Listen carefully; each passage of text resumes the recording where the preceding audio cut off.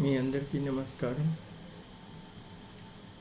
జీవితం మనందరిది కష్ట సుఖాలతోని నడుస్తూ ఉంటుంది. కష్టాలు వస్తుంటాయి, తర్వాత మళ్ళీ సుఖాలు కూడా వస్తుంటాయి. మనం వర్షం పడేటప్పుడు మేఘాలు ఎలాగొస్తాయో, వర్షం పడి కొద్దిసేపటికి ఆ మేఘాలు మళ్ళీ వెళ్ళిపోతాయి. అలాగే జీవితంలో మనకి కష్టాలు సుఖాలు అన్నది వస్తూ పోతూ ఉంటాయి. అయితే ఇవన్నిటికీ మనం దాటుకొని వెళ్ళాలంటే మనకి ఒక తోడు చాలా అవసరం. ఆ తోడు మానవ రూపంలో అని, భగవంతుడి రూపంలో అని, ఆ పరమాత్మ చెయ్యి పట్టుకొని మనం ఎప్పుడైతే ఈ సంసార సముద్రంలోకి ఈదుతూ ఒడ్డుకు చేరుకోవాలంటే దానికి మార్గం ఒక్క భగవంతుడి తాలూకా ఆశ్రమం.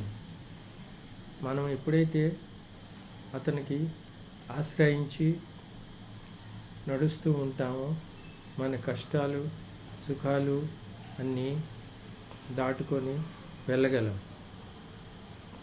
మన జీవితంలో మన పరివారానికి అన్ని విధాల సుఖ సంతోషాలు అన్నీ ఇవ్వాలి అని అంటే మనం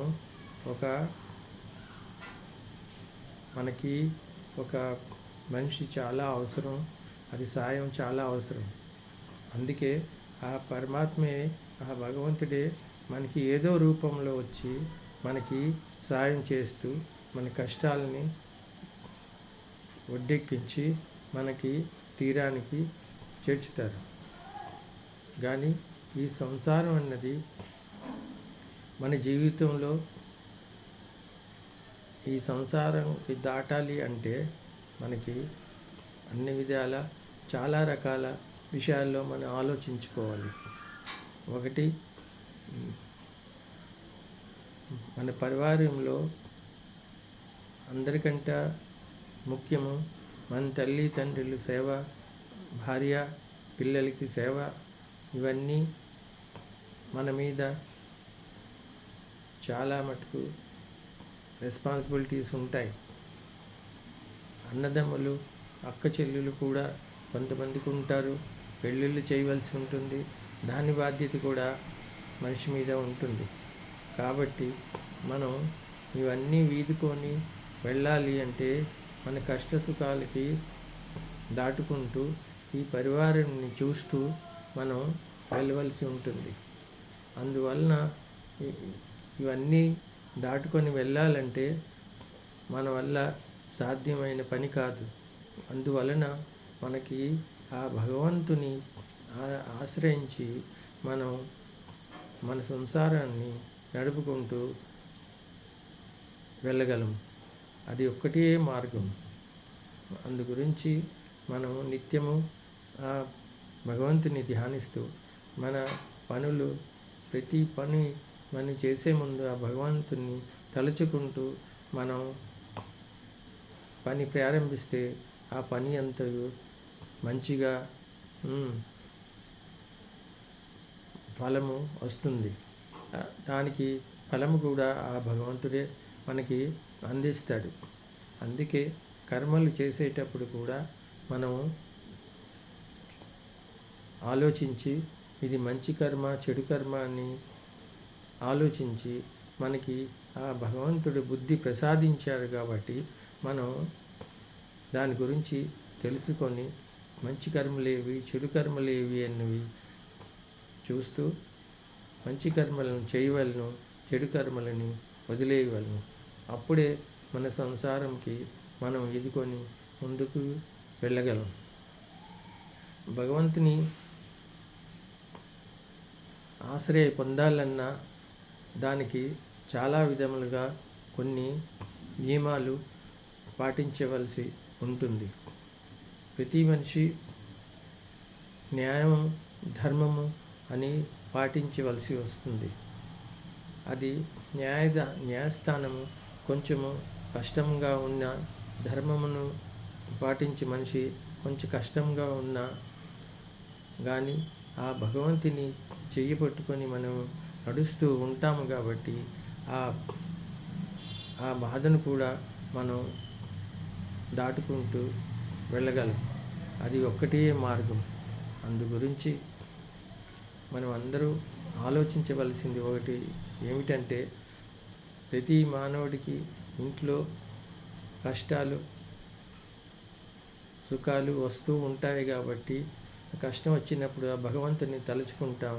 సుఖం వచ్చినప్పుడు ఆ భగవంతుని గురించి ఎక్కువగా మనం ఆలోచించాము.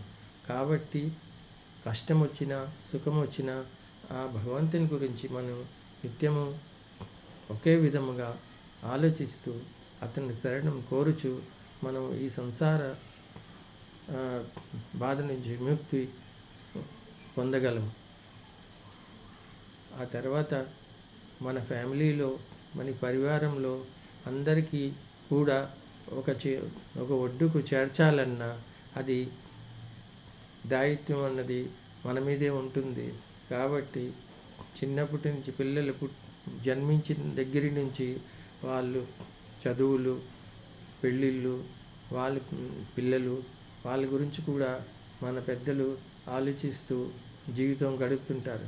ఎలాంటి వాళ్ళకి కూడా ఎలాంటి కష్టాలు రాకుండా చూడాలని మనం అందరూ ఆలోచిస్తూ ఉంటాం. దానికి అలాగ ఉండాలన్నప్పుడు మనం ఒకని ఆశ్రమం మనం తీసుకోవాల్సి ఉంటుంది. అదే ఆ భగవంతునికి చెయ్యి పట్టుకొని మనం నిత్యము అతని ద్వారా మనం ఈ సంసారమైన ఈ సముద్రము నుంచి ఈదుకొని ముందుకు చేరుకోగలము. తర్వాత మన పిల్లలను మన పరివారంను కూడా నడిపించుతూ ముందుకు సాగగలము. అందుకే అందరూ ఆలోచించి ఒక నిర్ణయానికి వచ్చి జీవితం అన్నది 2 విధాలు ఉంటుంది. ఒకటి భక్తి మార్గము, ఇంకోటి సంసారమందు పడి మనస్సును సంసారంలో తిప్పుతూ నానా చెడు కర్మలు మంచి కర్మలు చేస్తూ గడుపుతూ ఉంటారు. కానీ ఎప్పుడైతే చెడు కర్మలు మంచి కర్మలు చేసినా దాని ఫలితము చాలా తక్కువగా ఉంటుంది. అందుకే భగవంతుడు మనకి బుద్ధి ప్రసాదించాడు. ఏది చెయ్యాలి ఏది చెయ్యకూడదు అన్నది మనం బాగా ఆలోచించి మన కర్మలు చేయవలెను. అందు గురించి అప్పుడే మీకు ఆ భగవంతుని యొక్క ఆశ్రయ కూడా లభిస్తుంది. లేనిచో ఆ భగవంతుని గురించి ఆశ్రయ మీకు లభించదు. ఎట్టి పరిస్థితుల్లోనే మనకు లభించదు. అందువలన మనము ఎప్పుడు అతన్ని ప్రార్థిస్తూ మన సంసార జీవితాన్ని దాటుకుంటూ వెళ్ళవలెను. ఒక సంగతి ఏమిటంటే, మనం నడుస్తూ వెళ్ళినప్పుడు ముందుగా ఒక మనిషి వెళ్తుంటే ఆ మనిషి మనకి తెలిసిన వాళ్ళైతే అతన్ని పేరు పెట్టి పిలిస్తే కదా అతను మనకి వెనక్కు తిరిగి చూస్తారు, తర్వాత మనతో మాట్లాడతారు.